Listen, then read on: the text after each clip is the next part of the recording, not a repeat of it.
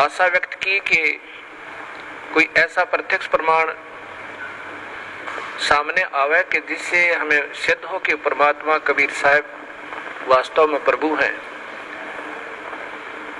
अब कबीर साहब कहते हैं कि पर्वत पर्वत में फिरा कारण अपने राम, जब राम जैसे संत मिले जिन सारे सब काम। कबीर परमात्मा अपनी ही महिमा स्वयं ही गाते हैं और कहते हैं कि परमात्मा से हम जो सुख चाहते हैं, पुत्र बांझ को पुत्र हो, बंद कर दे। ये आपके सामने एक अनमोल उदाहरण है। ये एक परिवार खड़ा है।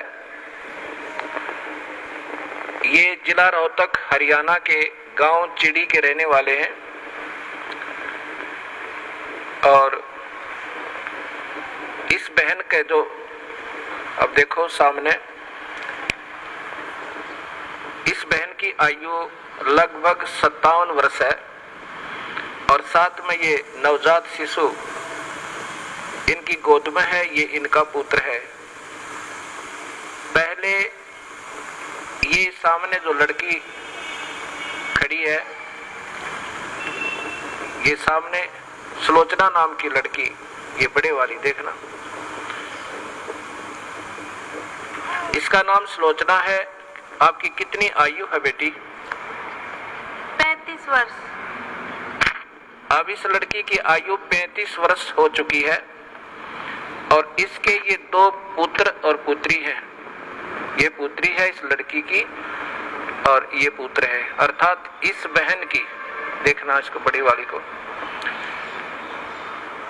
क्या नाम है तेरी माँ का? संतरा की ये तो बेटी है, बड़े वाली सुलोचना नाम है, जो 35 वर्ष की है। चित्र मारे ना सारे। और ये देवती है इसकी और ये देवता और ये इनका दामाद है। इस 35 वर्ष के तक कोई संतान नहीं हुई इस लड़की के, सुलोचना के जन्म के उपरांत। अब इस बहन ने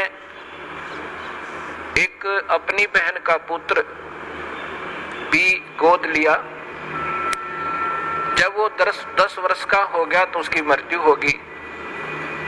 उसकी मृत्यु के बाद ये पागल होगी। इस संतरा की ननंद गांव झांसुआ के अंदर ब्याही हुई है। वो बहुत बीमार रहती थी, सब जगह घूम ली थी, बर्बाद हो चुकी थी। और कबीर परमात्मा के चरणों में आते ही कर्म दंड कटते ही वो स्वस्थ होगी। 4 वर्ष हो गए। तब वो अपनी बीमारी का इलाज हो जाने के बाद उसने फिर अपनी इस भाभी से प्रार्थना की जिसका संतान नहीं थी, एक पुत्री होने के बाद। ये जो सामने आपने चित्र में पुत्र को लिए हुए दिखाई दे रही है। फिर इधर लो, उसने जाकर के अपनी भाभी से संतरा से प्रार्थना की कि आप यहाँ नाम ले लो। ये पागल हो चुकी थी, ऐसे इसका इलाज भी करवाया गया कि ये पागल हो चुकी है, मेडिकल आदि में ले जाकर। तब इसने प्रार्थना की कि आप हमारे गुरुदेव इस दास का नाम बताया, वहां चलो, उनसे उपदेश लो। कबीर परमात्मा की रजा से आपकी ये सुनी गोद भी भरी जा सके है। अब 57 वर्ष की आयु में, और ये अनमोल कहानी करना कोई बच्चों का खेल नहीं है। ये पूर्ण परमात्मा कबीर साहब की समर्थता का प्रत्यक्ष प्रमाण है। ये नहीं मानी कि अब नहीं हो सकता कुछ भी। तब उसने बहुत प्रार्थना की, इसको कह सुन करके यहाँ ले आए इस आश्रम करौथा में। नाम लिया। नाम लेते ही परमात्मा कबीर परमेश्वर ने अनहोनी की।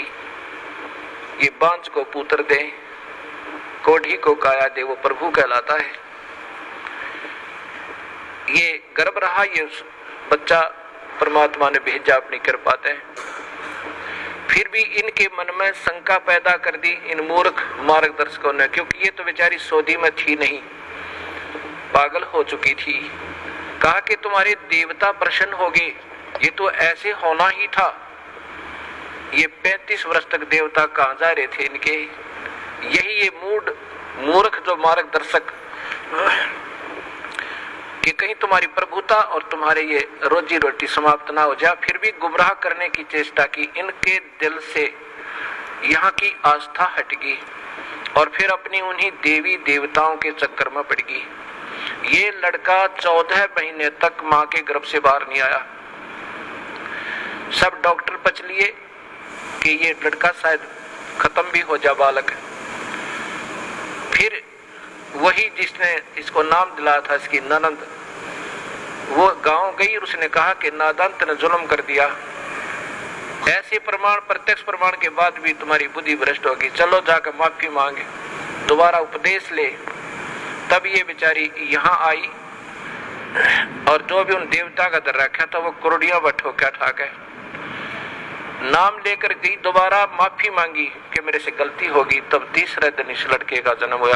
बोलो सतगुरुदेव की जय।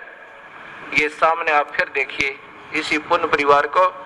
आज इनसे पूछ कर देखो इन्होंने कितने देवी देवता पूजे थे और क्या क्या इन्होंने ना किया होगा। और कबीर परमेश्वर ने ये सुख दिया जो पृथ्वी पर कोई नहीं दे सकता। ये वो परमात्मा है जो भाग्य के बिना भी दे सकता है। ये आपके सामने प्रत्यक्ष प्रमाण है। बोलो सतगुरुदेव की। बंदी छोड़ कबीर साहेब की। सत साहेब।